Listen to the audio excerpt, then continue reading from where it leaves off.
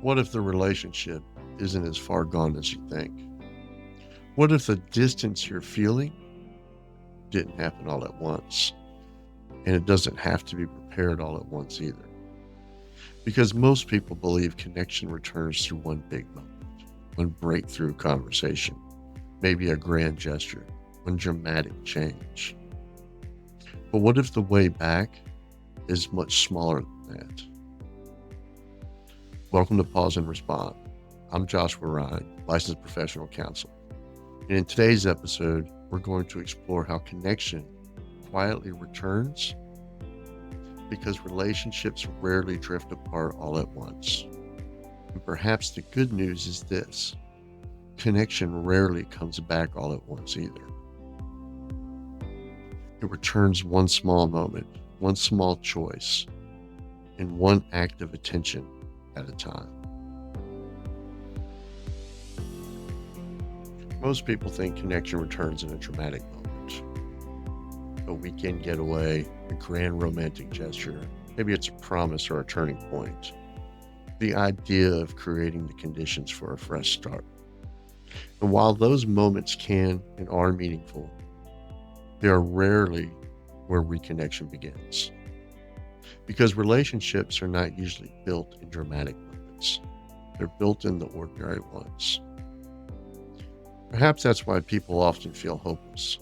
They look at the distance between themselves, someone they love, and think, how do we fix all of this? Or how do we get back to where we used to be? Or how do we undo years of hurt? And perhaps they're asking the wrong question. Maybe the goal isn't to erase the distance all at once. The goal may simply be to move one step closer. Because distance is usually built in inches, not miles. One missed conversation, one distracted evening, one unresolved disappointment. One evening spent scrolling instead of talking. And if distance is built in inches, connection returns the same way. It returns through one question, one conversation. Maybe it's a sincere apology or a shared laugh. Not because those moments are dramatic, but because relationships are built from accumulation. And accumulation works both ways. Maybe you've even felt it. Living in the same house, passing each other in the hallway, talking about schedules and bills and where the children need to be, talking about responsibilities, and realizing weeks have passed since you've had a meaningful conversation about each other. And that's not because people stopped caring. Life around them simply just got loud. And that's how connection is lost, not all at once, but one distracted moment at a time. Because what grows in relationships gets attention. Neglect grows when it's repeated. Resentment grows when it's ignored. Distance grows when it's unattended. But trust grows when it's nurtured. Safety grows when it's protected. Connection grows when it's practiced. And perhaps that's why many people misunderstand. They are waiting for a breakthrough, when what they really need is simply daily practice. Relationships heal through consistency, not intensity. And that's good news, because consistency is available to almost everyone. Maybe you've even experienced this: a difficult season with someone you love, and then one day, nothing dramatic happened. There was no life-changing conversation, no movie-worthy reconciliation, just a small moment. Maybe it was a longer hug, a thoughtful text, a question that showed genuine interest, a conversation that felt just a little bit different. And somehow, things shifted. Not because the relationship was instantly fixed, but because connection quietly returned. The opposite of drifting apart isn't romance, it's attention. Attention says, I still see you, I still care, you still matter to me. And those simple messages matter more than we realize. This healthy relationship is built on thousands of moments where two people choose to pay attention. And that's why people often underestimate the power of small things. They tend to want to dismiss them or ignore them, or maybe they intentionally wait for something bigger. Meanwhile, their relationships are shaped by the tiny moments happening every day. It could be the greeting at the door, the question before bed, the eye contact across the room, the decision to listen instead of interrupt, the decision to go ahead and ask instead of just assume, the decision to stay curious. Reconnection rarely begins with a grand gesture. It begins with curiosity. And this is the hope. You don't have to get all the way back today. You don't have to stop moving further away. You don't even have to solve every problem. You don't have to heal every wound. You don't have to rebuild everything overnight. You simply have to take one step toward connection. Perhaps connection is not a feeling. Perhaps connection is a series of small choices. Every small choice becomes another inch. It becomes another conversation, another moment, another opportunity, another step toward reconnection. Maybe the relationship isn't healed, but maybe it isn't hopeless either. Maybe you're not where you used to be, but maybe you're closer than you were yesterday. And that's because connection doesn't usually return all at once. It returns one small moment at a time. And that's the conversation we need to have. The way back is usually much smaller than one thinks. And that's why connection rarely disappears all at once. Because attention rarely disappears all at once. It fades quietly, gradually, almost like it's invisible. And that's why so many people are surprised when they wake up one day and realize they feel distant from someone they still love. Not because they stopped caring but because they stopped noticing. At the beginning of most relationships, people notice everything. The stories, the dreams, the fears, favorite foods, the things that make the other person laugh, the things that matter to them. In that stage of the relationship, attention comes naturally. Curiosity comes naturally. Presence comes naturally. But life has a way of competing for attention. Work, children, schedules, bills, phones, deadlines, stress.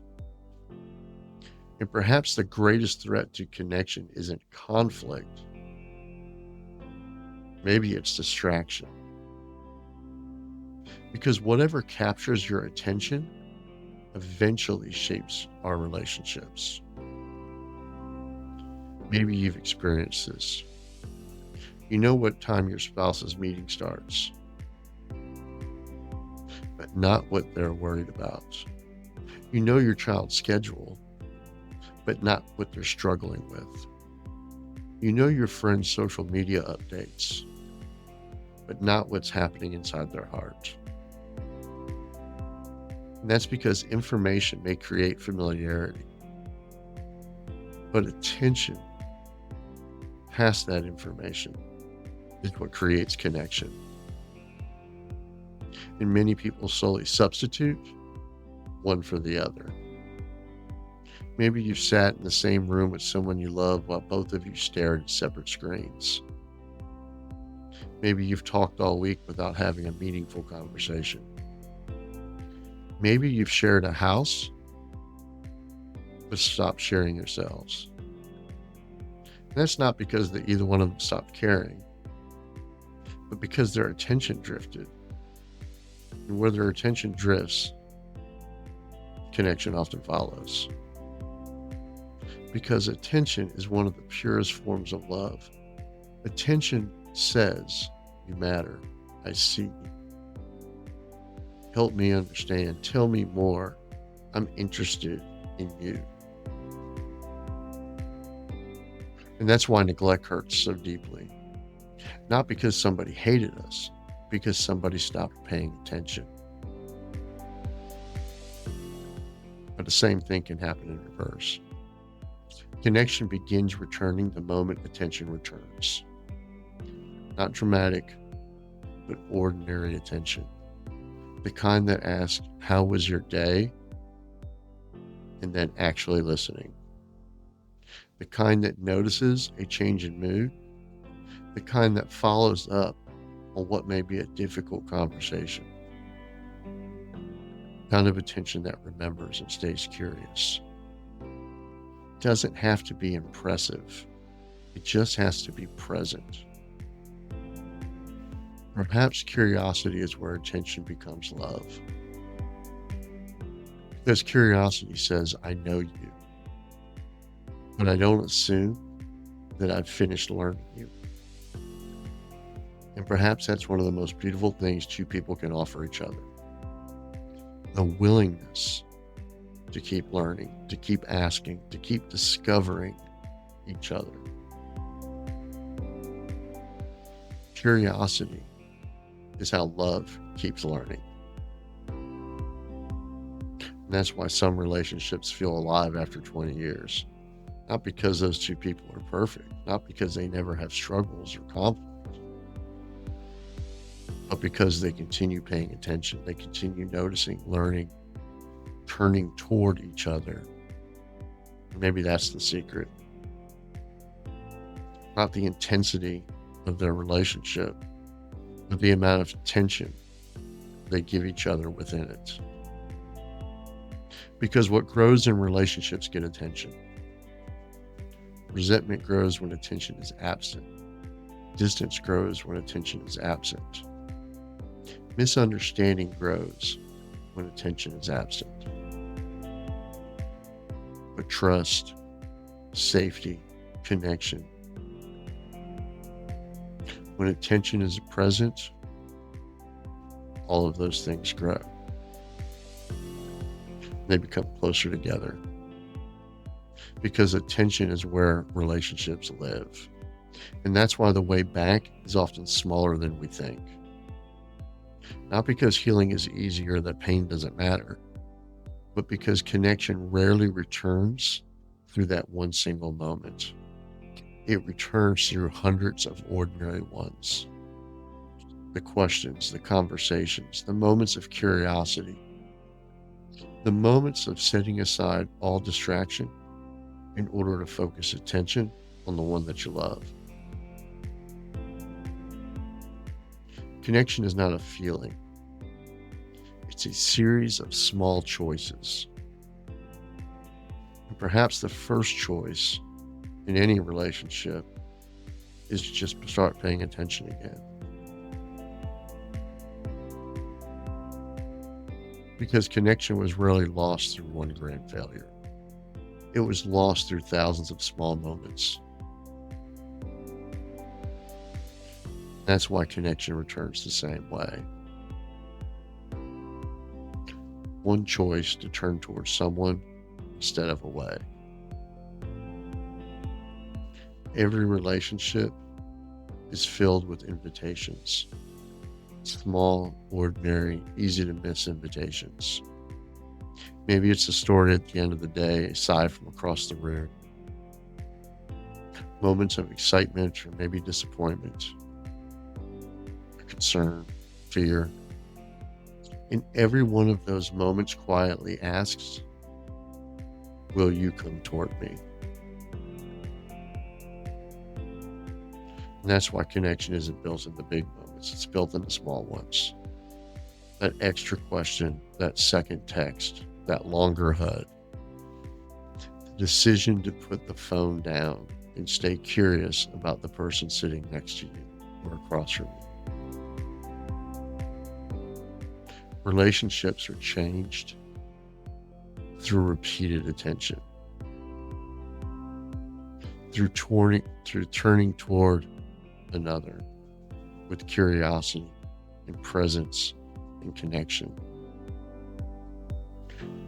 Turning toward and noticing what you could easily ignore, and staying in the moment that most people rush past. Relationships are not usually lost in one dramatic decision. They're shaped by thousands of them. One evening, Sarah answers a question, and something in her voice sounds different just for a second. Now, most people would have missed it and moved on. Most people would assume that everything was fine. Mark notices. Instead of moving on, he asks another question.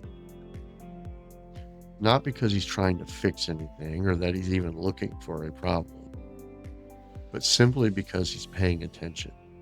And then for a moment, Sarah hesitates. But she finds the courage and says, honestly, I haven't been doing very well. Maybe that's the breakthrough moment.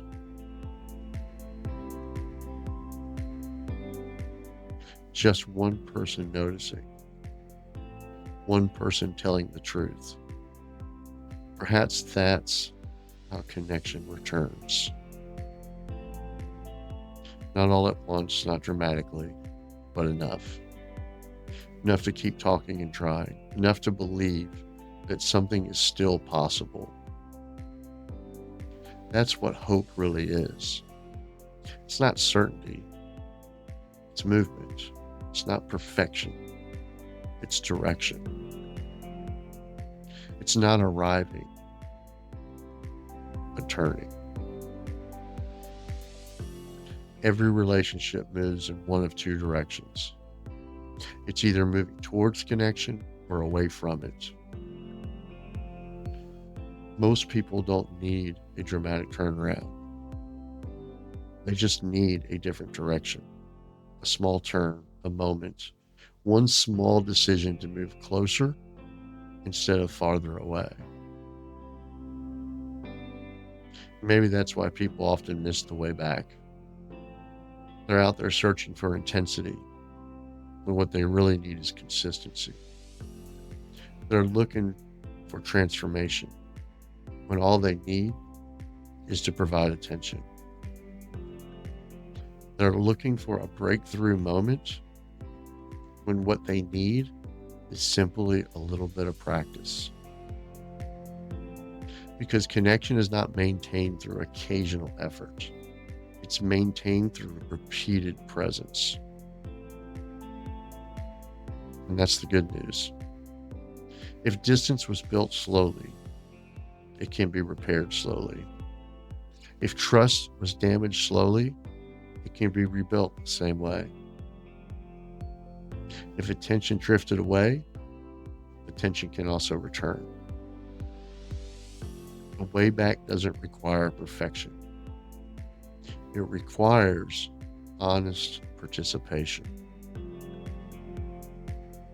And that's why so many people give up too early. They mistake small progress for no progress. They dismiss the ordinary moments. They underestimate the power of simply being consistent inside the relationship. And yet all the while, connection is quietly growing. By one conversation, one question, one act of attention, one choice to turn toward instead of away. Maybe the greatest myth in relationships is that connection is something you find. Maybe instead it's something you practice. It's not an event, but a habit. Maybe connection is what happens when two imperfect people continue choosing each other again and again and again. And that's the hope. Not that you'll fix everything today. Not that every relationship will immediately heal. Not that every wound will disappear. But that connection is often closer than it feels. Every healthy relationship is built from thousands of moments where someone actively chose to turn toward instead of away. And the next small moment is already waiting for you. Because connection doesn't usually return all at once. It returns one small choice at a time.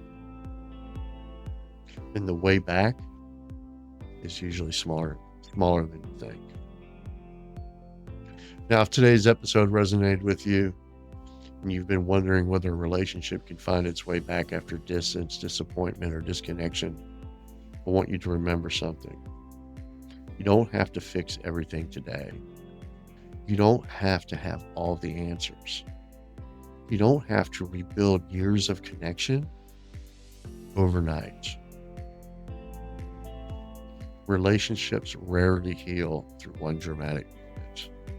They heal through small moments repeated consistently over time. Focus on the one choice to turn toward each other instead of away. If you'd like to go deeper into emotional health, relationships, communication, learning how to build stronger connections, I'd love to invite you to visit pauseandrespond.com. There you'll find books, workbooks, articles, blog, additional resources designed to help you better understand yourself, strengthen your relationships, and learn how to respond with clarity instead of reacting out of fear, frustration, or being overwhelmed. Everything we do here at Pause and Respond is built around one simple idea: that less reaction gives us more choices. So if you're ready to continue the journey, visit pauseandrespond.com and explore the tools we've created to help you build stronger relationships and a healthier emotional life. And remember, less reaction, more choices.